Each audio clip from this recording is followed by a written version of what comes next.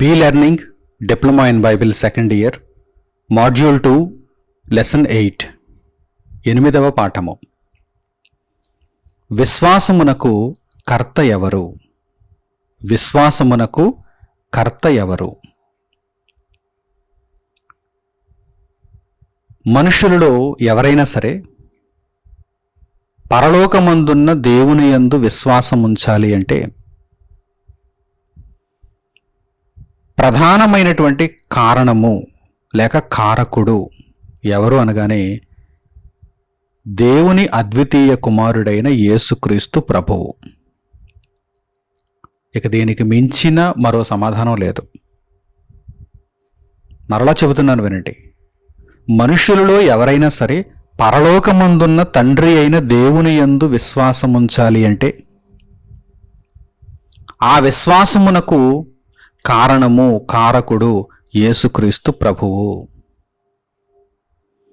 మనందరి విశ్వాసమునకు కర్త, మనందరి విశ్వాసమును కొనసాగించుచున్నవాడు, మనందరి విశ్వాసమునకు పునాది, మనందరి విశ్వాసమునకు ఆధారము ప్రభువైన యేసుక్రీస్తు. చక్కని వాక్యభాగంతో పాఠాన్ని ప్రారంభిద్దాం. పౌలు గారు హెబ్రీయులకు రాసిన పత్రిక 12వ అధ్యాయము 1వ వాక్యము నుండి చూడండి. అపోస్తలుడైన పౌలు హెబ్రీయులకు రాసిన పత్రిక 12వ అధ్యాయము 1వ వాక్యము నుండి, ఇంత గొప్ప సాక్షి సమూహము మేఘము వలె మనలను ఆవరించి ఉన్నందున మనము కూడా ప్రతి భారమును సులువుగా చిక్కులపెట్టు పాపమును విడిచిపెట్టి విశ్వాసమునకు కర్తయు, ఫుట్నోట్లో మూల భాషలో సేనాధిపతియు, విశ్వాసమునకు కర్తయు అనగా విశ్వాసమునకు సేనాధిపతియు, దానిని అనగా ఆ విశ్వాసమును కొనసాగించువాడునైన యేసు వైపు చూచుచు మన ఎదుట ఉంచబడిన పందెములో ఓపికతో పరిగెత్తుదము.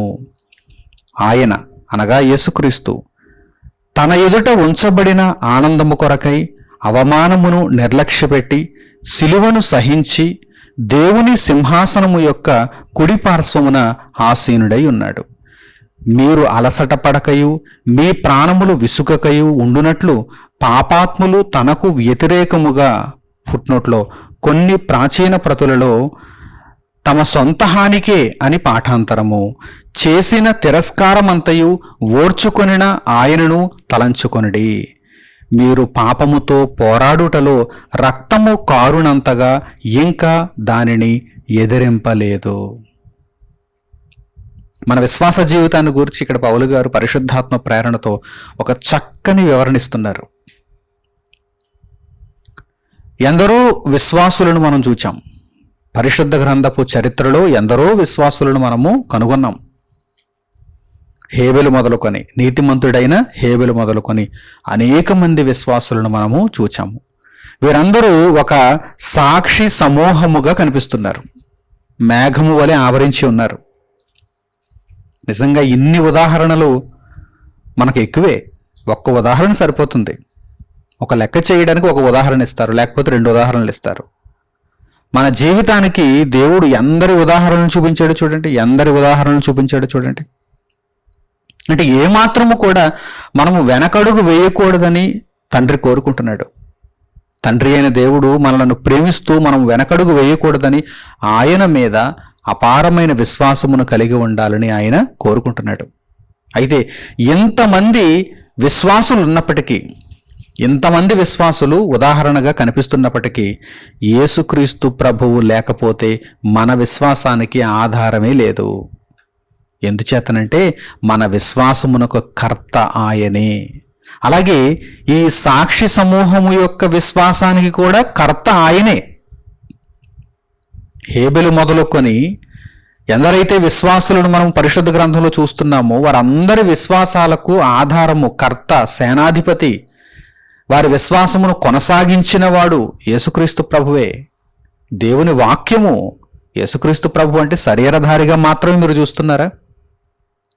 దేవుని వాక్యము, ఆ దేవుని వాక్యము మనలను తండ్రి అయిన దేవుని వైపు తీసుకుని వెళుతోంది. తండ్రి అయిన దేవుని బయలుపరుస్తోంది. తండ్రి అయిన దేవుని దగ్గరకు మనలను తీసుకుని వెళుతూ మనలను పరిశుద్ధతలో ఉంచుతోంది, మనలను సంఘంలో ఉంచుతోంది, మనలను నీతిమంతులుగా నడిపిస్తోంది, మనలో విశ్వాసాన్ని కాపాడుతోంది. ఆ దేవుని వాక్యమే శరీరధారిగా యేసుక్రీస్తు ప్రభువు భూమి మీదకి వచ్చారు. ప్రియులారా, ఎందరైతే దేవుని యందు ఉన్నతమైనటువంటి విశ్వాసాన్ని కలిగి ఉంటున్నారో వారందరి విశ్వాసానికి కూడా కర్త లేక సేనాధిపతి యేసుక్రీస్తు. వారందరి విశ్వాసాన్ని కొనసాగిస్తున్నవాడు కూడా యేసుక్రీస్తే. అంటే ఈ మాటలను బట్టి మనం ఒక నిర్ధారణకు వచ్చేయచ్చు, యేసుక్రీస్తు ప్రభువు లేకపోతే విశ్వాసమే లేదు. మన విశ్వాసమునకు ఆధారం, మన విశ్వాసమునకు పునాది యేసుక్రీస్తు ప్రభువు. కొంతమంది యేసుక్రీస్తు ప్రభువును ప్రక్కన పెట్టేస్తారు. తండ్రి అయిన దేవుడు మాకు తెలుసు, మేము తండ్రి అయిన దేవుని యొద్దకు యేసుక్రీస్తు ప్రభువు సహాయం లేకుండా వెళ్ళిపోతామని పిచ్చి కలలు కంటూ ఉంటారు, భ్రమలో ఉంటారు. అసలు పరిశుద్ధ గ్రంథం వారికి అర్థం లేదని చెప్పాలి. మనకు అన్నింటికీ ఆధారం, భక్తి జీవితంలో ప్రతిదానికి ఆధారం యేసుక్రీస్తు ప్రభువే. మన విశ్వాసమునకు కర్త యేసుక్రీస్తు ప్రభువే, మన విశ్వాసమును కొనసాగించుచున్నవాడు యేసుక్రీస్తు ప్రభువే. యేసుక్రీస్తు ప్రభువు లేకపోతే, ఆయనను మనం ప్రక్కన పెడితే అసలు మనం నిత్యత్వాన్ని మర్చిపోవాల్సిందే, తండ్రి అయిన దేవుడిని మర్చిపోవాల్సిందే, నిత్య నరకానికి వెళ్ళిపోవాల్సిందే. కనుక ఎప్పుడూ కూడా ప్రభువు లేకుండా మీ విశ్వాస జీవితాన్ని కొనసాగించకండి. సమస్త కార్యములను ఆయన పేరట చేయండి. మాట చేత గాని క్రియ చేత గాని మీరు ఏమి చేసినను ప్రభు అయిన యేసుక్రీస్తు ద్వారా మీరు చేయాలి. తండ్రి అయిన దేవునికి కృతజ్ఞతాస్తుతులు చెల్లిస్తూ ప్రభువు నామమునే మీరు చేయాలి. ఎందుచేతనంటే ప్రభువే మనలను తండ్రి అయిన దేవుని యొద్దకు చేరుస్తాడు. మన విశ్వాసమునకు ఆధారము యేసుక్రీస్తు ప్రభువే. ఈ విషయాన్ని గురించి మనం ఇంకా బాగా అర్థం చేసుకోవాలనుకుంటే యేసుక్రీస్తు ప్రభువు మాటల యొద్దకు మనం వెళదాం. ఆయన శరీరధారిగా భూమి మీదకు వచ్చినప్పుడు చెప్పినటువంటి ఉపమానపు సంగతుల దగ్గరకు మనం వెళదాం. మనము ప్రభువులో ఎంతగా నిలదొక్కుకోవాలో, ప్రభువుతో మనము ఎంతగా అనుసంధానం అవ్వాలో యేసుక్రీస్తు ప్రభువు శరీరధారిగా ఉన్నటువంటి దినములలో చెప్పినటువంటి సంగతుల దగ్గరకు వెళ్ళి ఆలోచిస్తే మనకు అర్థమవుతుంది. యోహాను సువార్త 15వ అధ్యాయము 1వ వాక్యము నుండి మీరు గమనించండి. యోహాను సువార్త 15వ అధ్యాయము 1వ వాక్యము నుండి, నేను నిజమైన ద్రాక్షావల్లిని, నా తండ్రి వ్యవసాయకుడు, నాలో ఫలింపని ప్రతి తీగెను ఆయన తీసి పారవేయును, ఫలించు ప్రతి తీగె మరి ఎక్కువగా ఫలింపవలనని దానిలోని పనికిరాని తీగలను తీసివేయును. నేను మీతో చెప్పిన మాటను బట్టి మీరిప్పుడు పవిత్రులై ఉన్నారు. నా యందు నిలిచియుండుడి, మీ యందు నేనును నిలిచియుందును. తీగె ద్రాక్షావల్లిలో నిలిచి ఉంటేనే గాని తనంతట తాని ఎలాగూ ఫలింపదో, అలాగే నా యందు నిలిచియుంటేనే కాని మీరును ఫలింపరు. ఒక పోలిక, ఒక ఉదాహరణ, ఒక ఉపమానం ఇక్కడ చెప్పబడింది మనం బాగా అర్థం చేసుకోవటానికి. యేసుక్రీస్తు ప్రభువు ఒక ద్రాక్షావల్లితో పోల్చబడితే పరలోకమందున్న తండ్రి ఒక వ్యవసాయకుడుగా పోల్చబడ్డారు. మరి మనం అందరం కూడా విశ్వాసులైనటువంటి మనం అందరం కూడా ద్రాక్షావల్లిలో సన్నని తీగలం. ఈ తీగలు ఫలవంతంగా ఉండాలంటే, ఈ తీగలు బ్రతకాలంటే, ఈ తీగలు పచ్చగా ఇదిగో ఆ ద్రాక్షావల్లిలో కనిపించాలంటే, తీసి పారవేయబడకుండా, ఎండిపోకుండా, నిష్ఫలము కాకుండా ఉండాలంటే ఎక్కడ నిలిచి ఉండాలి? ద్రాక్షావల్లిలో నిలిచి ఉండాలి. ద్రాక్షావల్లిలో నిలిచి ఉండాలంటే యేసుక్రీస్తు ప్రభువులో మనము నిలిచి ఉండాలి. మన విశ్వాసమునకు కర్త యేసుక్రీస్తు ప్రభువు కనుక ప్రభు అయిన యేసుక్రీస్తులో మనము నిలిచి ఉండాలి. ఆ విషయాన్ని ప్రభు తెలియజేస్తున్నారు. మీరు నా యందు నిలిచి ఉండండి, నేను మీ యందు నిలిచి ఉందును. మీ విశ్వాసమునకు కర్తను నేనే, మీ విశ్వాసమును కొనసాగించుచున్నవాడును నేనే. మన కళ్ళతో చూడని పరలోకమందున్న తండ్రిని, పరలోకమును, నిత్య స్వాస్థ్యమును మనము విశ్వసిస్తున్నాం, నమ్ముతున్నాం. వ్రాయబడిన మాటల ద్వారా మనం నమ్ముతున్నాం. ఈ నమ్మిక ఏదో మన సొంత తెలివి చేత కానీ బలము చేత కానీ మనము కలిగి ఉన్నది కాదు. యేసుక్రీస్తు ప్రభువు మనలో ఉన్న దానిని బట్టి మనకు ఈ నమ్మిక కలిగింది. మనకు చేతనగునా? ఇంత గొప్ప విశ్వాసాన్ని మనము కలిగి ఉండడం, విశ్వాస సంబంధమైన జీవితాన్ని మనం కొనసాగించడం మనకు చేతనగునా? ప్రభువు లేకపోతే లేదు. ప్రభువు ద్వారా మాత్రమే మనము ఇంత గొప్ప విశ్వాసాన్ని కలిగి ఉండగలుగుతున్నాం. ఆ తర్వాతి మాటలు కూడా చూడండి. ద్రాక్షావల్లిని నేను, తీగెలు మీరు. ఎవడు నా యందు నిలిచియుండునో, నేను ఎవని యందు నిలిచియుందునో వాడు బహుగా ఫలించును. నాకు వేరుగా ఉండి మీరేమీ చేయలేరు. ఎవడైనను నా యందు నిలిచియుండని ఎడల వాడు తీగెవలే బయట పారవేయబడి ఎండిపోవును. మనుష్యులు అట్టి వాటిని పోగు చేసి అగ్నిలో పారవేతురు, అవి కాలిపోవును. నా యందు మీరును, మీ యందు నా మాటలను నిలిచి ఉండిన ఎడల మీకేది ఇష్టమో అడుగుడి, అది మీకు అనుగ్రహింపబడును. మీరు బహుగా ఫలించుట వలన నా తండ్రి మహిమపరచబడును. ఇందువలన మీరు నా శిష్యులగుదురు. ఇందువలన మీరు నా శిష్యులగుదురు. కనుక మనం అందరం కూడా ప్రభువైన యేసుక్రీస్తులో నిలదొక్కుకోవాలి. ప్రభువైన యేసుక్రీస్తు ద్వారా విశ్వాసమును కొనసాగించుకోవాలి.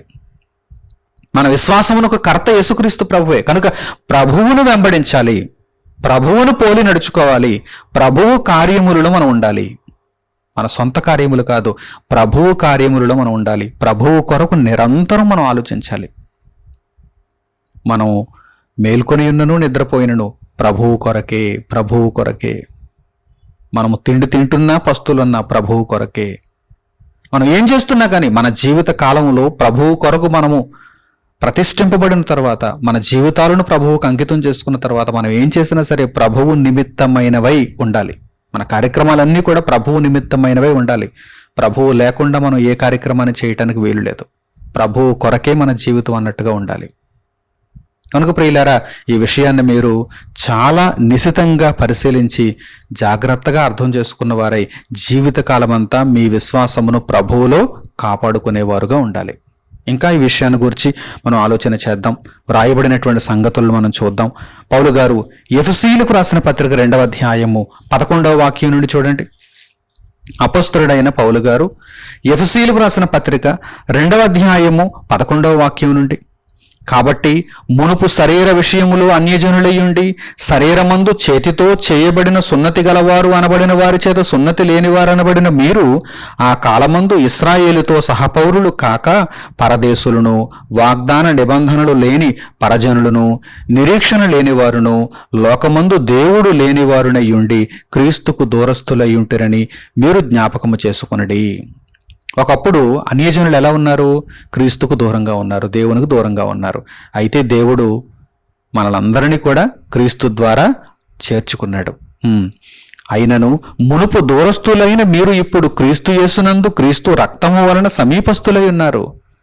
అసలు ఇశ్రాయేలీలతో మనలను కూడా సమానముగా చేయటానికి ఎవరండి తన ప్రాణాన్ని అర్పించింది? ఎవరండి ప్రాయశ్చిత్తం చేసింది? ఎవరండి ఇరువురి మధ్య ఉన్నటువంటి గోడను పడగొట్టింది? యేసుక్రీస్తు ప్రభువు. సరిహద్దులు చెరిపేశాడు ఆయన. అన్యజనులు కూడా దేవుని యొక్క బిడ్డలే, దేవుని కొరకు బ్రతకవలసిన వారే. అన్యజనులు కూడా ఇశ్రాయేలీల వలె దేవునికి స్వాస్థ్యమే అని చెప్పి ప్రభువైన యేసుక్రీస్తు కదా మనలందరినీ తన రక్తము చేత పవిత్రపరచటానికి మన నిమిత్తము ఆయన ప్రాణం పెట్టారు. చూడండి, వ్రాయబడిన మాటలు చూడండి. ఆయన మన సమాధానమై ఉండి, ఆయన మన సమాధానం, ఆయన మన సమాధానం, మన సమాధానకర్త, మన విశ్వాసానికి కర్త. ఆయన మన సమాధానమై ఉండి మీకును మాకును ఉండిన ద్వేషమును అనగా విధిరూపకమైన ఆజ్ఞలు గల ధర్మశాస్త్రమును తన శరీరమందు కొట్టివేయుట చేత మధ్య గోడను పడగొట్టి మన ఉభయులను ఏకము చేశాను. ఇశ్రాయేలీయులను అన్యజనులను యేసుక్రీస్తు ప్రభువు ఏకము చేశాను. ఒకే తరగతి కిందకి తెచ్చేశారు ఆయన. ఇట్లు సంధి చేయొచ్చు ఈ ఇద్దరిని తన యందు ఒక్క నూతన పురుషునిగా సృష్టించి తన శిలువ వలన ఆ ద్వేషమును సంహరించి దాని ద్వారా వీరిద్దరిని ఏక శరీరముగా చేసి దేవునితో సమాధానపరచవలనని ఎలాగు చేసిన గనుక ఆయనయే మనకు సమాధాన కారకుడై ఉన్నాడు. యేసుక్రీస్తు ప్రభువే మనకు సమాధాన కారకుడై ఉన్నాడు.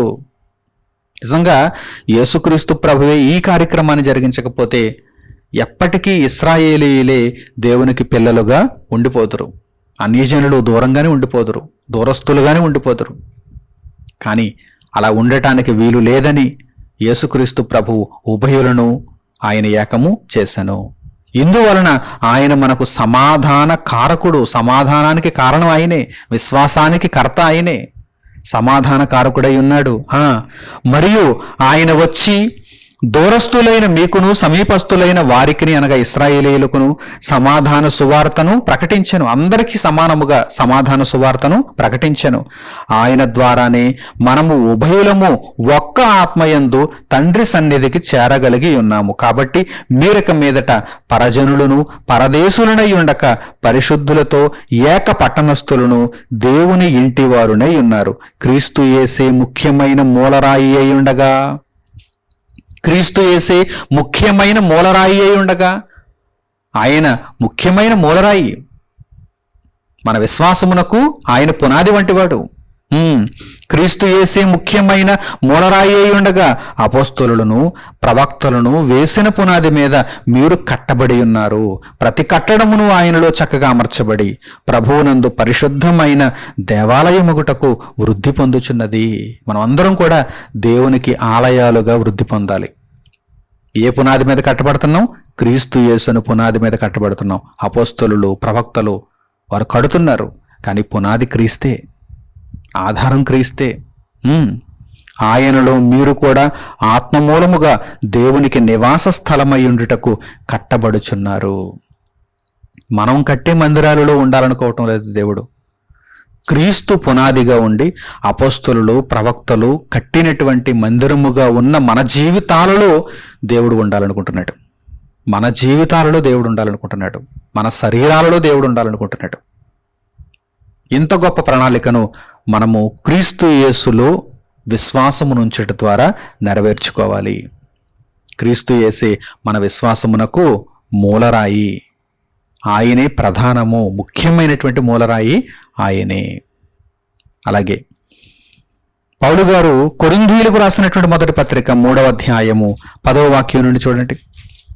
పౌలు గారు కొరింథీయులకు రాసిన మొదటి పత్రిక 3వ అధ్యాయము 10వ వాక్యం నుండి, దేవుడు నాకు అనుగ్రహించిన కృప చొప్పున నేను నేర్పరి అయిన శిల్పకారుని వలె పునాది వేసితని, మరి ఒకడు దాని మీద కట్టుచున్నాడు. ప్రతివాడు దాని మీద ఎలాగు కట్టుచున్నాడో జాగ్రత్తగా చూచుకొనవలెను. పౌలు గారు యేసుక్రీస్తు ప్రభు అనేటువంటి పునాది వేస్తున్నారు, మిగిలిన వారు కడుతున్నారు. అనగా అర్థం ఏంటి? ప్రభువును గూర్చిన సువార్తను మొట్టమొదటి పౌలు గారు పరిచయం చేస్తే ఆ సువార్తను అనుసరించి ఇంకా అనేకమైనటువంటి జ్ఞానపు సంగతులను మిగిలిన వారు తెలియజేస్తున్నారు. మనుష్యులను దేవాలయాలుగా కడుతున్నారు. వేయబడినది తప్ప పౌలు గారు క్రీస్తు అనే పునాది వేశారు. ఆ వేయబడినది తప్ప మరి యొక్క పునాది ఎవడును వేయనేరడు. పునాది ఒకసారి వేస్తాం. ఒక భవనాన్ని నిర్మించడానికి పునాది ఒకసారి వేస్తాం. పునాది ఒకటే ఉంటుంది, ఫ్లోర్లు చాలా ఉంటాయి. పునాది మాత్రం ఎప్పుడు ఒకటే ఉంటుంది. ఒక ఇంటిని నిర్మించిన తర్వాత పైన మరలా ఇంకో పునాది వేద్దాం అనుకుంటున్నానండి, ఆ పునాది మీద మరలా ఇంకొక ఫ్లోర్ కడదాం అనుకుంటున్నానండి అని ఎవరైనా అంటారా? ఈ ఫ్లోర్ మీద ఇంకో ఫ్లోర్ కట్టాలి, ఆ ఫ్లోర్ మీద ఇంకో ఫ్లోర్ కట్టాలి. ఈ ఫ్లోర్లన్నీ కూడా క్రింద ఉన్నటువంటి పునాది మీద ఉండాలి. మీకు అర్థమవుతుందా? అట్టి మాదిరిగా యేసుక్రీస్తు ప్రభువు మన విశ్వాసానికి పునాది, మూలరాయి. మీరు ఎన్ని విషయాలు క్రీస్తును అనుసరించి నేర్చుకుంటారో నేర్చుకోండి, కానీ క్రీస్తు అనే పునాది మీదే మీరు మీ విశ్వాస జీవితాన్ని కట్టుకోవాలి. క్రీస్తు లేకుండా మీరేమి చేయలేరు. ద్రాక్షావల్లికి వేరుగా ఉండి తీగలు ఏమి చేయలేవు, ఎండిపోతాయి, తీసి బయట పారవేయబడతాయి, కాల్చేస్తారు. ఆ తీగలను కాల్చేస్తారు, ఎండిపోయిన తీగలను కాల్చేస్తారు, పనికిరానివిగా మారిపోతాయి. కనుక ఎప్పుడు కూడా క్రీస్తులో మనం ఉండాలి. మన విశ్వాసమునకు కర్త క్రీస్తే. వేయబడినది తప్ప మరి యొక్క పునాది ఎవడును వేయనేరడు. ఈ పునాది యేసుక్రీస్తే. ఈ పునాది యేసుక్రీస్తే. ఎవరనుకుంటున్నారు ఆ పునాది? అబ్రహామా, మోషేయా, దావీదా, లేక ఇంకా మరెవరైనా? కాదు, యేసుక్రీస్తు. యేసుక్రీస్తు అనే పునాది మీద మనము మన విశ్వాస జీవితాన్ని కట్టుకోవాలి. మన విశ్వాసమునకు కర్త, దానిని కొనసాగించేవాడు యేసుక్రీస్తు ప్రభువు. ఆ తర్వాత పౌలు గారు గలతీయులకు రాసిన పత్రిక 2వ అధ్యాయము 20వ వాక్యం నుండి చూడండి. అనేక పర్యాయములు ఈ విషయాన్ని గురించి దేవుడు వ్రాయించాడు. మనం ఆ సంగతులను గ్రహించాలి. పౌలు గారు గలతీయులకు రాసిన పత్రిక 2వ అధ్యాయము 20వ వాక్యం నుండి, నేను క్రీస్తుతో కూడా సిలువ వేయబడి ఉన్నాను. పౌలు గారు తనంతట తాను చెప్పుకుంటున్నారు, ఇదిగో నేను క్రీస్తుతో కూడా సిలువ వేయబడి ఉన్నాను. అంటే అర్థం ఏంటి? నేను క్రీస్తుకు అంకితం అయిపోయాను, నా బ్రతుకు క్రీస్తుది అని చెప్పుకుంటున్నారు. తర్వాత మాటలు, ఇకను జీవించువాడను నేను కాను. పౌలుగా నా పాత జీవితం అయిపోయింది, ఇక నా జీవితంలో ప్రతి అధ్యాయం కూడా, ప్రతి పేజీ కూడా క్రీస్తుదే. క్రీస్తు రాసుకున్నట్టే నేను బ్రతుకుతాను. ఇకను జీవించువాడను నేను కాను, క్రీస్తే నా యందు జీవించుచున్నాడు. నేనిప్పుడు శరీరమందు జీవించుచున్న జీవితము నన్ను ప్రేమించి నా కొరకు తన్ను తాను అప్పగించుకొనిన దేవుని కుమారుని యందలి విశ్వాసము వలన జీవించుచున్నాను. ఇప్పుడు నా బ్రతుకంతా కూడా బాప్తిస్మం పొందిన దగ్గర నుండి, సంఘములో చేర్చబడినటువంటి నాటి నుండి మన యొక్క జీవితాలు ఎలా ఉండాలి?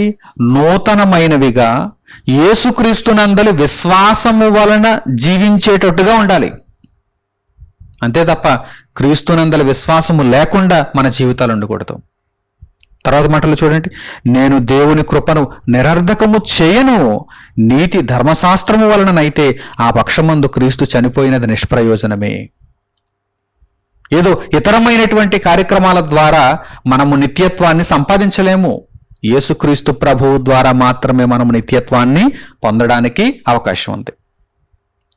కనుక ఎల్లప్పుడూ కూడా ఈ ప్రధానమైనటువంటి సూత్రాన్ని జ్ఞాపకాలలో ఉంచుకోవాలి. నా విశ్వాసమునకు పునాది యేసుక్రీస్తు. నాబోటి వారు మీకు దేవుని వాక్యాన్ని నేర్పిస్తారంతే, పునాది మీద ఎలా కట్టాలో వారు కడతారు దేవుని యొక్క అనుగ్రహమును బట్టి. అంతే తప్ప ఒక పునాదిగా నేను లేక మరొక దైవజనుడు లేకపోతే మరొక నీతిమంతుడు ఉండడానికి వీలు లేదు. యేసుక్రీస్తు ప్రభువే మనందరికీ పునాదిగా ఉండాలి. నాకు పునాదిగా ఒక మణికుమార్ గారు ఉన్నారండి, నాకు పునాదిగా ఒక పౌలు గారు ఉన్నారండి, నాకు పునాదిగా ఒక పేతురు గారు ఉన్నారండి, అలా చెప్పుకోవడానికి వీలు లేదు. నాకైనా మీకైనా ఎవరికైనా సరే పునాది ఎవరు? మన విశ్వాస జీవితానికి, మన భక్తి జీవితానికి, మన ఆధ్యాత్మిక జీవితానికి పునాది ఎవరు? బేస్ ఎవరు? యేసుక్రీస్తు ప్రభువు. ఆ ప్రభువును పునాదిగా మనం కలిగి ఉండి, ఆధారముగా కలిగి ఉండి, మన విశ్వాసమునకు కర్తగా మనం కలిగి ఉండి, ఆ విశ్వాసాన్ని ఆయనే కొనసాగిస్తున్నాడు గనుక ఆయన చిత్తానుసారముగా ఆయనను మనము సంతోషపెట్టువారముగా జీవించాలి. మనుషుల కొరకు కాదు, మన జీవితాలను మనుషుల కొరకు ధారపోయడం కాదు, ప్రభు అయిన యేసుక్రీస్తు కొరకు మన జీవితాలను అంకితం చేసుకోవాలి. ఇదిగో ఈ మాటలు అదే విషయాన్ని మనకు నేర్పిస్తున్నాయి. పౌలు గారు అంటున్నారు, ఇక నువ్వు జీవించువాడను నేను కాను, క్రీస్తే నా యందు జీవించుచున్నాడు, నా బ్రతుకంతా క్రీస్తుదే, క్రీస్తునందలి విశ్వాసము ద్వారా నేను జీవించుచున్నానని పౌలు గారు తెలియజేస్తున్నారు. ఆ తర్వాత పౌలు గారు కొలస్సీయులకు రాసినటువంటి పత్రిక 3వ అధ్యాయము 5వ వాక్యం నుండి చూడండి. పౌలు గారు కొలస్సీయులకు రాసినటువంటి పత్రిక 3వ అధ్యాయము 5వ వాక్యం నుండి, కావున భూమి మీదనున్న మీ అవయవములను అనగా జారత్వమును, అపవిత్రతను, కామాతురతను, దురాశను, విగ్రహారాధన అయిన ధనాపేక్షను చంపివేయుడి. ఏమైనా పాత లక్షణాలు ఇంకా మీలో ఉంటున్నాయా? వాటన్నిటినీ చంపేయండి. అవన్నీ దుర్లక్షణాలు, దుర్మార్గపు క్రియలు, పాపపు ఆలోచనలు, వాటన్నిటినీ చంపివేయుడి. వాటి వలన దేవుని ఉగ్రత అవిధేయుల మీదికి వచ్చును. వాటి వలన ఏమైనా దేవుడు సంతోషిస్తాడా? దేవుని ఉగ్రత అవిధేయుల మీదకి వచ్చును. పూర్వము వారి మధ్య జీవించినప్పుడు మీరును వీటిని అనుసరించి నడుచుకుంటారు. పూర్వమైతే వాటిని అనుసరించి మీరు నడుచుకున్నారు. ఇప్పుడైతే మీరు కోపము, ఆగ్రహము, దుష్టత్వము, దూషణ, మీ నోట బూతులు అను వీటన్నిటినీ విసర్జించుడి. వీటినన్నిటినీ కూడా మీరు విసర్జించేయాలి. ఏవైతే దేవునివి కావో, ఏవైతే సత్య సంబంధమైనవి కావో వాటన్నిటిని కూడా మీరు విసర్జించాలి, విడిచిపెట్టాలి. ఇక వాటి వైపు మీరు చూడకూడదు. అలాగే ఒకరితో ఒకడు అబద్ధమాడకుడి, ఎలయనగా ప్రాచీన స్వభావమును దాని క్రియలతో కూడా మీరు పరిత్యజించి జ్ఞానము కలుగు నిమిత్తము దానిని సృష్టించిన వాని పోలిక చొప్పున నూతన పరచబడుచున్న నవీన స్వభావమును ధరించుకొని ఉన్నారు. ప్రాచీన స్వభావాన్ని మీరు విడిచిపెట్టేశారు. ఇదిగో మీకు నూతన జీవాన్ని అనుగ్రహించే యేసుక్రీస్తు ప్రభువు యొక్క నూతనమైనటువంటి స్వభావాన్ని మీరు ధరించుకున్నారు. తర్వాత ఇట్టి వారిలో గ్రీసు దేశస్థుడని యూదుడని భేదము లేదు. ఎవరికైనా సరే అందరికీ ఒకటే నియమం. యేసుక్రీస్తునందు అందరికీ ఒకటే నియమం. ఇట్టి వారిలో గ్రీసు దేశస్థుడని యూదుడని భేదము లేదు. సున్నతి పొందుటయని సున్నతి పొందకపోవుటయని భేదము లేదు. పరదేశి అని సిథియనుడని దాసుడని స్వతంత్రుడని లేదు గాని క్రీస్తే సర్వమును అందరిలో ఉన్నవాడునై ఉన్నాడు. క్రీస్తే సర్వం. క్రీస్తే సర్వం. మన విశ్వాస జీవితానికి సర్వము క్రీస్తే. అసలు యేసుక్రీస్తు లేకుండా నేను విశ్వాసిని అని చెప్పుకోవడానికి వీలు లేదు. ఎవరి యందు విశ్వాసం ఉంచుతున్నావు? ఎవరి ద్వారా విశ్వాసాన్ని ఉంచుతున్నావు? అసలు అర్థమే లేదు. యేసుక్రీస్తు ప్రభువు లేడంటే నీ విశ్వాస జీవితానికి అర్థం లేదు. కొంతమందిని మనం గమనిస్తున్నప్పుడు అసలు యేసుక్రీస్తు ప్రభువుకు ప్రాధాన్యత ఎవరు? వారికి ఎవరో ఒకరు పెద్ద ఉంటారు, వారికి ఎవరో ఒక ఇష్టమైనటువంటి వ్యక్తి ఉంటారు. వీరి విశ్వాసానికి వారిని ఆధారాన్ని చేసుకుంటారు. ఆయనే గనక లేకపోతే మాకు దేవుని వాక్యమే లేదండి, ఆయనే గనక లేకపోతే నాకు బ్రతుకు లేదండి అన్నట్టుగా మారిపోతారు. మా బోటి వారు అందరూ కూడా, అనగా దైవజనులు దైవ సేవకులు అందరూ కూడా దేవుని యొద్దకు క్రీస్తు యొద్దకు మిమ్మల్ని నడిపించటానికి సహాయం చేస్తారంతే. అంతే తప్ప మాబోటి వారిని అనగా దైవజనులను దైవ సేవకులను మీరు మీ విశ్వాసానికి ఆధారాలుగా మార్చుకోకూడదు. వారికి గౌరవాన్ని ఇవ్వండి, వారిని సన్మానించండి, కాదనలేదు కదా. కానీ మీ విశ్వాస జీవితానికి వారు పునాదిగా ఉండటానికి వీలు లేదు. దేవుని స్థానాన్ని వారికి ఇవ్వటానికి వీలు లేదు. క్రీస్తే మీ పునాది. క్రీస్తే మీ విశ్వాస జీవితానికి ఆధారం. సర్వము క్రీస్తే పరిశుద్ధ గ్రంథంలో రాయబడింది. ఇంకా ఏంటి మాటలు? ఇంకా ఎందుకు వ్యతిరేకమైనటువంటి భావాలు? మనుషుల మీద మీకు అభిమానాలు ఉంటే ఉండొచ్చు. ఆ అభిమానాలను కొంతవరకే ఉంచుకోండి. దానికి హద్దు ఉంటుంది. ఏ మనిషి యొక్క అభిమానమైనా సరే ఒక హద్దుతో అది ఆగిపోవాలి. కానీ క్రీస్తు మీద మన అభిమానం చివరి వరకు కొనసాగాలి, అంతము లేనిదై ఉండాలి. క్రీస్తు మన విశ్వాస జీవితానికి పునాది, మూలరాయి, ముఖ్యమైన మూలరాయి. క్రీస్తే సర్వము. మన విశ్వాస జీవితంలో సర్వము క్రీస్తే. ఆ తర్వాత పౌలు గారు ఎఫెసీయులకు రాసిన పత్రిక 5వ అధ్యాయము 22వ వాక్యం నుండి చూడండి. పౌలు గారు ఎఫెసీయులకు రాసిన పత్రిక 5వ అధ్యాయము 22వ వాక్యం నుండి, స్త్రీలారా ప్రభువునకు వలె మీ సొంత పురుషులకు లోబడి ఉండుడి. క్రీస్తు సంఘమునకు శిరస్సయ్యున్నలాగున పురుషుడు భార్యకు శిరస్సయ్యున్నాడు. క్రీస్తే శరీరమునకు రక్షకుడై ఉన్నాడు. ఒక స్త్రీ పురుషునికి లోబడినట్టుగా, భార్య భర్తకు లోబడినట్టుగా సంఘము క్రీస్తుకు లోబడాలి. సంఘమునకు శిరస్సు క్రీస్తు. సంఘమునకు శిరస్సు క్రీస్తు. ఆ సంఘమును క్రీస్తే కాపాడుతున్నాడు. రాయబడిన మాట చూడండి, క్రీస్తే శరీరమునకు రక్షకుడై ఉన్నాడు. శరీరం అంటే ఏంటి? సంఘం. సంఘం అంటే ఏమిటి? మనమే. సమూహం, దేవుని పిల్లల సమూహం. మనకు రక్షకుడు, ప్రాపకుడు, మన విశ్వాసమునకు కర్త క్రీస్తే. మనుషులు ఈరోజు కనిపిస్తారు, తర్వాత మాయమైపోతారు. ఊపిరి వంటి వారు. వారిని మీరు క్రీస్తు స్థానంలోనికి తీసుకుని రాకండి. క్రీస్తే సంఘమునకు రక్షకుడై ఉన్నాడు. ఎప్పుడైతే మీకు ఈ భావన ఉంటుందో, ఎప్పుడైతే మీరు క్రీస్తు వారుగా జీవిస్తారో, ఎప్పుడైతే క్రీస్తు ఆశయాలను మీరు పండిస్తారో, ఎప్పుడైతే క్రీస్తు అడుగుజాడలలో మీరు నడుచుకుంటారో, అప్పుడే మీకు నిత్యత్వం దక్కుతుంది. లేదంటే భంగపడిపోతారు. జాగ్రత్త. ఈ మనుషులను మీరు నమ్ముకుంటే, ఈ మనుషులను మీరు దైవములుగా భావిస్తే మీరు తర్వాత భంగపడతారు. నిత్యనాశనానికి వెళ్ళిపోయినప్పుడు అయ్యో నేను చేసినదేంటి, నా క్రీస్తును నేను వదిలేసుకున్నానా, మనుషులు మాయలో పడిపోయానా అని మీరు చాలా వేదనలోనికి వెళ్ళిపోయి బాధ అనుభవిస్తారు. అట్టి పరిస్థితులు రాకుండా ఉండాలంటే క్రీస్తు మీ విశ్వాసానికి పునాది అనే విషయాన్ని మీరు రూఢిగా నమ్మాలి. నమ్మిన తరువాత ఆ క్రీస్తు కొరకే మీరు బ్రతకాలి. ఆ క్రీస్తే మీ జీవితమై ఉండాలి. ఆ క్రీస్తే మీ సర్వము అయి ఉండాలి. క్రీస్తు శరీరమునకు అనగా సంఘమునకు రక్షకుడై ఉన్నాడు. రక్షకుడై ఉన్నాడు. అలాగే పౌలు గారు ఫిలిప్పీయులకు రాసిన పత్రిక 4వ అధ్యాయము 13వ వాక్యాన్ని చూడండి. పౌలు గారు ఫిలిప్పీయులకు రాసిన పత్రిక 4వ అధ్యాయము 13వ వాక్యం. పౌలు గారు అంటున్నారు, నన్ను బలపరచువాని యందే నేను సమస్తమును చేయగలను. నా అంతట నేను ఏమీ చేయలేనంటున్నారు పౌలు గారు. నా అంతట నేనేమీ చేయలేను. దేవుని యందు ఇంత గొప్ప విశ్వాసాన్ని నేను కలిగి ఉన్నానంటే అదంతా క్రీస్తు చలువ. నన్ను బలపరుచువాడు నా ప్రభువు. నన్ను బలపరుచువాని యందే నేను సమస్తము చేయగలను. ఈరోజు నేను ఈ బీ లెర్నింగ్ ద్వారా డిప్లొమా ఇన్ బైబిల్ 1వ సంవత్సరం 2వ సంవత్సరం ఈ పాఠాలను ఒక క్రమములో నేర్పించగలుగుతున్నానంటే నిజంగా ఇదంతా కూడా ప్రభువు సహాయం. ప్రభువు లేనిది, ప్రభువు నన్ను బలపరచనిది నేను ఒక్క పాఠం కూడా చెప్పలేను.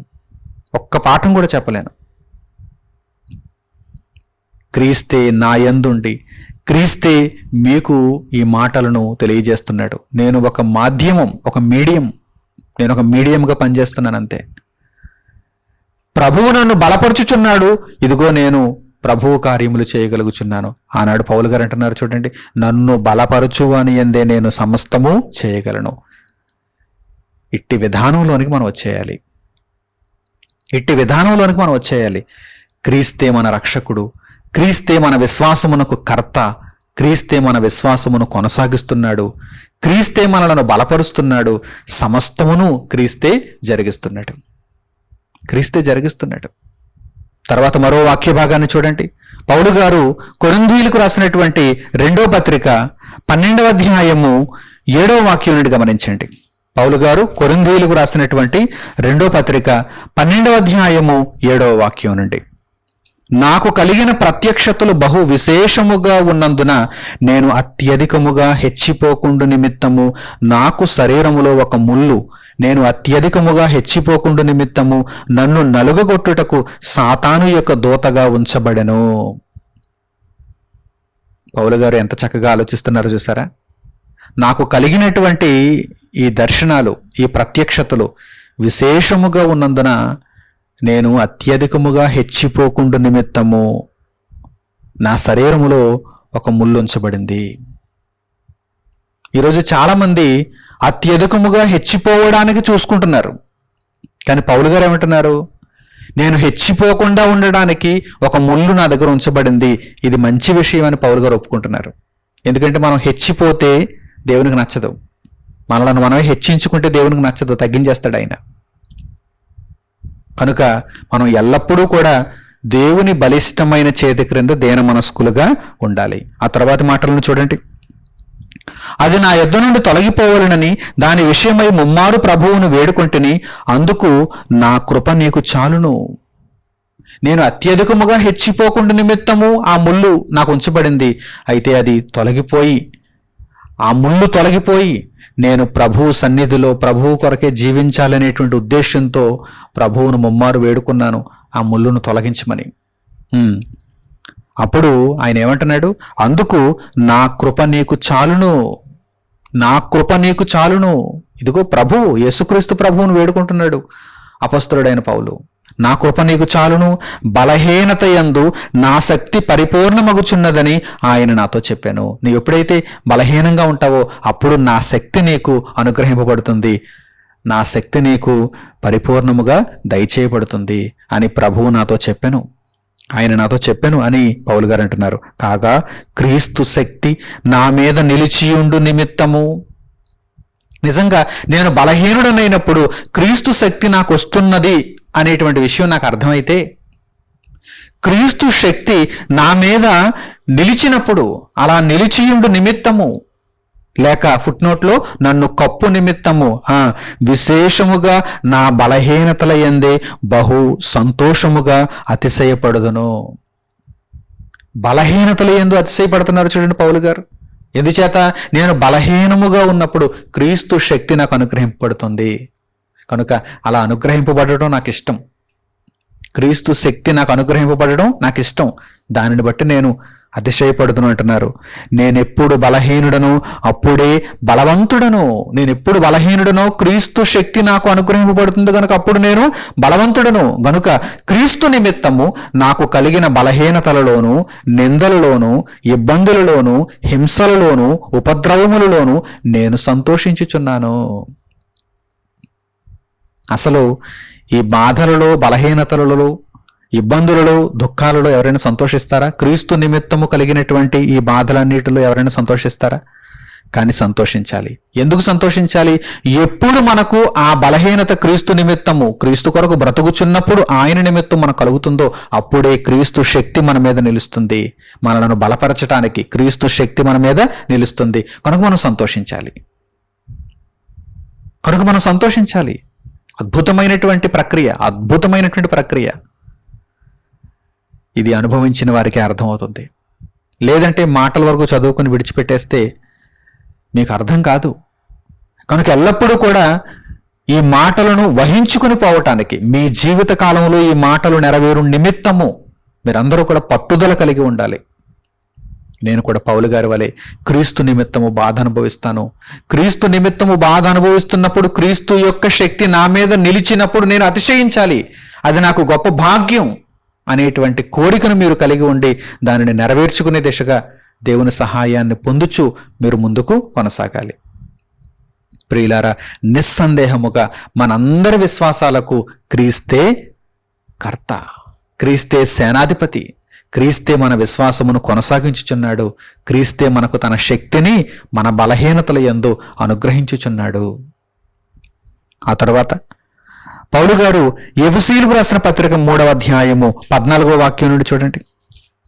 పౌలు గారు ఎఫెసీయులకు రాసిన పత్రిక 3వ అధ్యాయము 14వ వాక్యం నుండి, ఈ హేతువు చేత పరలోకమందును భూమి మీదను ఉన్న ప్రతి కుటుంబము ఏ తండ్రిని బట్టి కుటుంబమని పిలువబడుచున్నదో ఆ తండ్రి ఎదుట నేను మోకాల్లోని మీరు అంతరంగ పురుషుని యందు శక్తి కలిగి ఆయన ఆత్మ వలన బలపరచబడినట్లుగాను క్రీస్తు మీ హృదయములలో విశ్వాసము ద్వారా నివసించినట్లుగాను. క్రీస్తు మీ హృదయములలో విశ్వాసము ద్వారా నివసించినట్లుగాను. యేసుక్రీస్తు ప్రభువే మనకు విశ్వాసాన్ని దయచేయుచున్నాడు. ఆ విశ్వాసాన్ని అభివృద్ధి పొందిస్తున్నాడు. మనము సుముఖత వ్యక్తం చేస్తున్నాం అంతే. యేసుక్రీస్తు ప్రభువే మనలో విశ్వాసాన్ని నూతనముగా పుట్టిస్తున్నాడు, దానిని వృద్ధి చేయుచున్నాడు. చూడండి, క్రీస్తు మీ హృదయములలో విశ్వాసము ద్వారా నివసించినట్లుగాను తన మహిమైశ్వర్యము చొప్పున మీకు దయచేయవలననియు మీరు దేవుని సంపూర్ణత యందు పూర్ణులగునట్లుగా ప్రేమయందు వేరుపారి స్థిరపడి సమస్త పరిశుద్ధులతో కూడా దాని వెడల్పు, పొడుగు, లోతు, ఎత్తు ఎంతో గ్రహించుకొనుటకును జ్ఞానమునకు మించిన క్రీస్తు ప్రేమను తెలుసుకొనుటకును తగిన శక్తి గలవారు కావాలననియు ప్రార్థించుచున్నాను. మీరు ఈ విధంగా ఉండాలని ప్రార్థన చేయుచున్నాను. మీ హృదయములలో క్రీస్తు విశ్వాసము ద్వారా నివసించాలని నేను మీ నిమిత్తము ప్రార్థించుచున్నాను అని పౌలు గారు ఇక్కడ మాట్లాడుతున్నారు. ఆ తర్వాత మాటలు కూడా చూడండి. మనలో కార్యసాధకమైన తన శక్తి చొప్పున మనము అడుగు వాటన్నిటికంటేను ఊహించు వాటన్నిటికంటేను అత్యధికముగా చేయు శక్తిగల దేవునికి క్రీస్తు యేసు మూలముగా సంఘములో తరతరములు సదాకాలము మహిమ కలుగునుగాక. ఆమేన్. చూసారా, యేసుక్రీస్తు ప్రభువు ద్వారా సంఘాలు వర్ధిల్లుతున్నాయి. యేసుక్రీస్తు ప్రభువు ద్వారా అనేక మంది విశ్వాసంలో బలపడుతున్నారు. మనందరి విశ్వాసమునకు కర్త, మూలరాయి యేసుక్రీస్తు ప్రభువే. మనలో అవిశ్వాసాన్ని పుట్టించేవాడు సాతాను, మనలో విశ్వాసాన్ని పెంపొందించేవాడు యేసుక్రీస్తు ప్రభువు. కనుక ఆ యేసుక్రీస్తు నిమిత్తము మీ జీవితములను సమర్పించుకొని క్రీస్తు కొరకైనటువంటి బ్రతుకులను మీరందరూ కలిగి ఉండాలని నేను కోరుకుంటున్నాను. అలాగే పౌలు గారు ఎఫెసీయులకు రాసినటువంటి పత్రికలో 6వ అధ్యాయము 10వ వాక్యాన్ని కూడా చూడండి. పౌలు గారు ఎఫెసీయులకు రాసిన పత్రిక 6వ అధ్యాయము 10వ వాక్యం, తుదకు ప్రభువు యొక్క మహాశక్తిని బట్టి. అసలు మీరు అపవాది తంత్రాలను ఎదిరించడానికి మీ శక్తి సరిపోతుందా? ప్రభువు యొక్క మహాశక్తిని బట్టి, తుదకు ప్రభువు యొక్క మహాశక్తిని బట్టి ఆయన యందు బలవంతులై ఉండుడి. ప్రభువునందు మీరు బలవంతులుగా ఉండగలరు, మీ అంతటి మీరు బలవంతులుగా ఉండలేరు. అపవాది తంత్రాలను ఎదిరించటానికి మీకు బలం కావాలి. ఆ బలాన్ని ఎవరిస్తారు? యేసుక్రీస్తు ప్రభువు. తుదకు ప్రభువు యొక్క మహాశక్తిని బట్టి ఆయన యందు బలవంతులైండుడి. క్రీస్తునందు మనం అందరం బలవంతులుగా ఉండాలి. క్రీస్తునందు బలవంతులమైతేనే విశ్వాసము ద్వారా మనము నిత్యత్వాన్ని స్వతంత్రించుకోవడానికి అవకాశం ఉంటుంది. కనుక ఎటువంటి సందేహం లేదు, యేసుక్రీస్తు ప్రభువే మన విశ్వాసమునకు కర్త, మన విశ్వాసమును కొనసాగించుచున్నవాడు, మన విశ్వాస జీవితమును ముందుకు నడిపిస్తున్నవాడు. ఇక చివరిగా యేసుక్రీస్తు ప్రభువు పునరుత్థానుడై ఆయన పరమునకు చేర్చుకొనబడుచున్నప్పుడు శిష్యులతో పలికినటువంటి మాటలను మనం జ్ఞాపకం చేసుకుందాం. మత్తయి సువార్త 28వ అధ్యాయము 19వ వాక్యం నుండి చూడండి. మత్తయి సువార్త 28వ అధ్యాయము 19వ వాక్యం నుండి. కాబట్టి మీరు వెళ్ళి సమస్త జనులను శిష్యులనుగా చేయుడి, తండ్రి యొక్కయు కుమారుని యొక్కయు పరిశుద్ధాత్మ యొక్కయు నామములోనికి వారికి బాప్తిస్మమిచ్చుచు నేను మీకు ఏ ఏ సంగతులను ఆజ్ఞాపించుతునో వాటినన్నిటినీ గైకొనవలనని వారికి బోధించుడి. ఇదిగో నేను యుగ సమాప్తి వరకు సదాకాలము మీతో కూడా ఉన్నానని వారితో చెప్పాను. శిష్యులతో యేసుక్రీస్తు ప్రభువారు ఏమంటున్నారు? ఇదిగో నేను మీకు ఆజ్ఞాపించిన వాటినన్నిటినీ కూడా జరిగించండి. సమస్త జనులను శిష్యులనుగా చేయండి, నాకు శిష్యులనుగా చేయండి. సమస్త జనులను నాకు శిష్యులుగా చేయండి. తండ్రి యొక్కయు కుమారుని యొక్కయు పరిశుద్ధాత్మ యొక్కయు నామములో వారికి బాప్తిస్మాన్ని ఇవ్వండి, సంఘంలో చేర్చండి, వారందరినీ విశ్వాసులుగా మార్చండి. ఇదిగో నేనే వారి విశ్వాసానికి పునాది, సదాకాలము మీతో కూడా ఉన్నాను అని తెలియజేస్తున్నారు. ఇదిగో యుగ సమాప్తి వరకు సదాకాలము మీతో కూడా ఉన్నానని వారితో చెప్పాను. యేసుక్రీస్తు ప్రభు యుగ సమాప్తి వరకు మనతో పాటు ఉంటాను అన్నారంటే ఇప్పుడు కూడా మనతో పాటు ఉన్నట్టే కదా. మరి తండ్రి అయిన దేవుని కుడిపార్శ్వమునున్నారు. అవును, అక్కడ ఆత్మరూపిగా ఆయన ఉన్నారు. ఇక్కడ దేవుని వాక్య రూపంలో మనతో ఉన్నారు, మనకు బలాన్ని ఇస్తున్నారు, మన విశ్వాసానికి పునాదిగా ఉన్నారు, మనము విశ్వాసంలో కొనసాగడానికి సహాయం చేస్తున్నారు. ఇదిగో నేటికి ప్రస్తుతానికి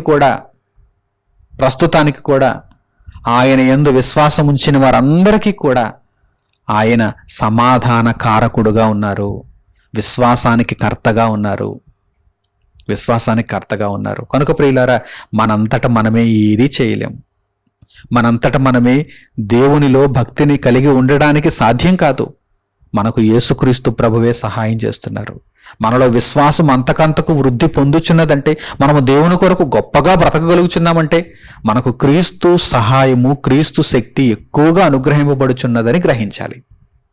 మీరందరూ క్రమం తప్పకుండా ఈ పాఠాలను నేర్చుకుంటున్నారంటే మిగిలిన వారు అందరితో పోల్చినప్పుడు మీకు క్రీస్తు కృప ఎక్కువగా అనుగ్రహింపబడిందని మీరు భావించాలి. క్రీస్తు సహాయం మీకు ఎక్కువగా కలుగుచున్నదని మీరు తెలుసుకోవాలి. ఆ తర్వాత మీరు అనేకులకు ఈ మాటలను పరిచయం చేస్తున్నప్పుడు, క్రీస్తు పనులలో మీరు ఉంటున్నప్పుడు, క్రీస్తు నన్ను బలపరుచుచున్నాడు, క్రీస్తు పని జరిగించటానికి ఇదిగో క్రీస్తు నా యందు నిలిచి ఉన్నాడు అని మీరు తెలుసుకోవాలి.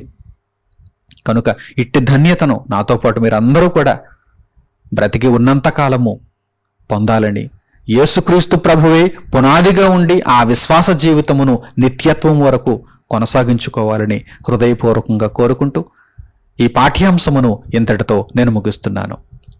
మన తండ్రి అయిన దేవుని ప్రేమ, మన రక్షకుడైన యేసుక్రీస్తు వారి కృప, పరిశుద్ధాత్ముని అన్యోన్య సహవాసము మనందరికీ సదాకాలము తోడై మనలను నడిపించునుగాక. ఆమేన్. తండ్రి అయిన దేవునికి ప్రార్థనలో ఏకీభవించండి. మహాపరిశుద్ధుడును, మహాగణుడును, మహోన్నతుడును, నిత్య నివాసియునైన మా కన్న తండ్రి, చక్కని సంగతులను ఈ పాఠ్యాంశము ద్వారా మీరు మాకు నేర్పించారు. మీ కుమారుడైన యేసుక్రీస్తు ప్రభువు మా విశ్వాసమునకు కర్త, మా విశ్వాసమునకు ముఖ్యమైన మూలరాయి.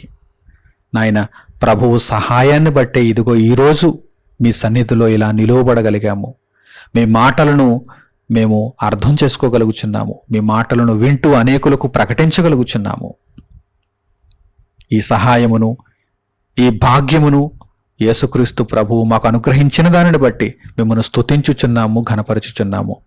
మా బ్రతుకు కాలమంతయు క్రీస్తే మా విశ్వాసమునకు పునాదిగా ఉంచుకొని, మా విశ్వాసమును ప్రభువే కొనసాగించినట్లుగా మా బ్రతుకులను మలచుకొని, ద్రాక్షావల్లిలో తీగలుగా మేము మరింతగా మీ కొరకు ఫలించటానికి సహాయము చేయమని, మీ ఆశీర్వాదమును మాకు అందించమని హృదయపూర్వకంగా మిమ్మల్ని వేడుకుంటూ మా ప్రార్థనా మనవులన్నిటినీ మా ప్రభువును మా రక్షకుడునైన యేసుక్రీస్తు వారి నామము పేరిట మిమ్మల్ని అడుగుచున్నాము తండ్రి.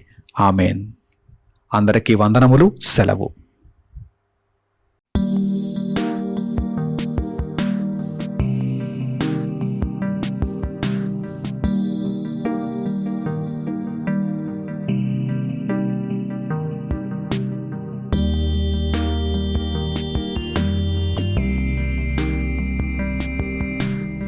సహోదరులు మణికుమార్ గారు ప్రసంగించిన ఎన్నో ఆత్మ సంబంధమైన సంగతులను ఉచితముగా వీక్షించుటకు మా యూట్యూబ్ ఛానల్స్ ను తప్పక దర్శించండి.